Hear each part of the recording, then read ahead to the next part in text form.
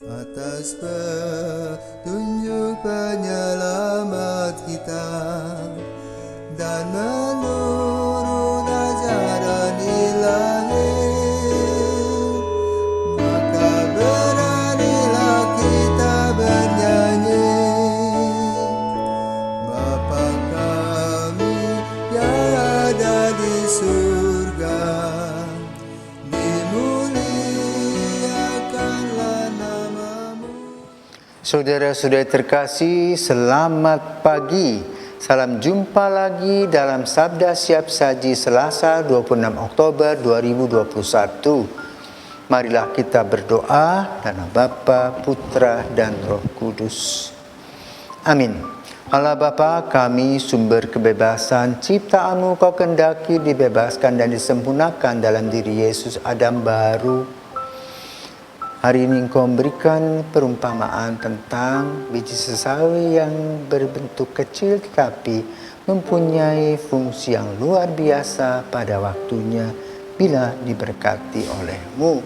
Maka berkatilah kami semua agar kami yang kecil, yang tidak berdaya ini mempunyai kemampuan untuk melaksanakan cinta kasih-Mu demi Kristus Putra-Mu dan pengantara kami kini dan sepanjang masa. Amin. Tuhan bersamamu dan bersama roh-Mu. Inilah Injil Yesus Kristus menurut Lukas. Lukas bab 13 ayat 18 sampai dengan 21. Ketika mengajar di salah satu rumah ibadat, Yesus bersabda, kerajaan Allah itu seumpama apa? Dengan apakah aku akan mengumpamakannya?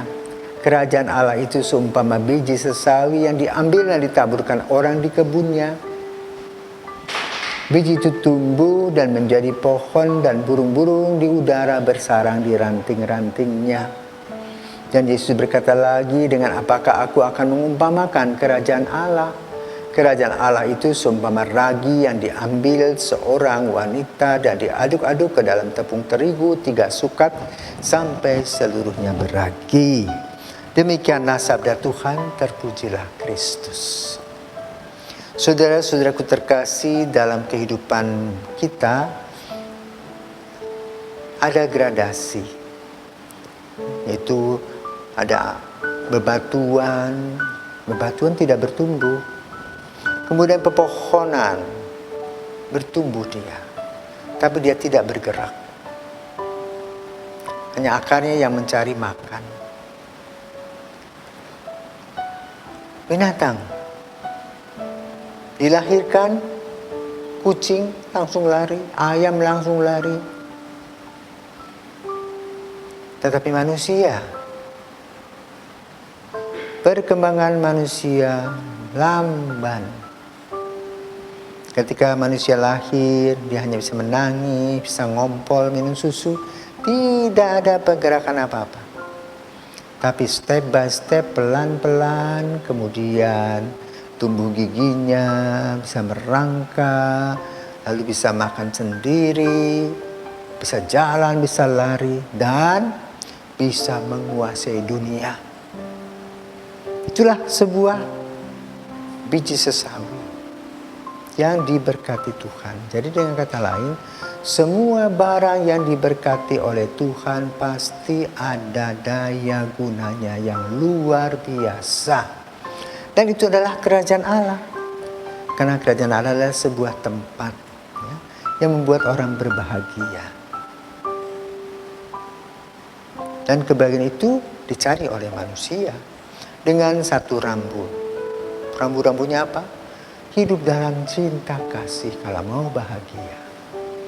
Dan kerajaan Allah itu yang kita ketahui itu kecil, tetapi ternyata wow, besar sekali. Ketika kita sadar akan adanya kerajaan Allah, maka kita bersyukur kepada Tuhan. Itulah yang diinginkan oleh Yesus. Bagaimana kita sebagai manusia mensyukuri apa yang telah Tuhan beri, di mana kita diberikan oleh Tuhan sebagai manusia, citra Allah yang menguasai dunia. Dan kita perlu menggunakan waktu dan hidup kita dengan baik sehingga berdaya pikat, berdaya guna. Sama seperti kerajaan Allah diumpamakan seperti tepung terigu yang dicampur dengan ragi. Bisa berkembang. Terigu yang sudah dicampur dengan ragi itu kemudian berkembang, kemudian bisa dipanggang. Dan jadi roti bagi kehidupan kita. Itulah kerajaan Allah. Kerajaan Allah diciptakan oleh Allah untuk kita mendapatkan kebahagiaan. Bagaimana bentuk kebahagiaan? Apakah sama dengan kesenangan? Nah, disinilah letak perbedaannya. Kita sebagai manusia selalu jatuh pada kesenangan. Dan kesenangan itu kalau sudah diikuti, dia akan minta lagi. Seperti kita makan, habis makan kita kenyang. Sudah kenyang, kita biarkan nanti makan lagi. Tapi kebahagiaan itu lebih pada masalah batin. Kebahagiaan. Bahwa hidup kita ini berdaya guna, berdaya pikat, mengalami sukacita karena Tuhan memberkati. Karena itu orang-orang yang mengalami kebahagiaan selalu merasakan adanya damai sejahtera. Itulah kerajaan Allah. Selamat berjuang untuk mendapatkan kebahagiaan. Waktu demi waktu. Pendekatan diri dengan Tuhan. Dan kita boleh berbahagia sebagaimana Yesus bersabda, berbahagialah orang yang miskin karena dialah yang punya kerajaan Allah. Semoga Tuhan memberkati.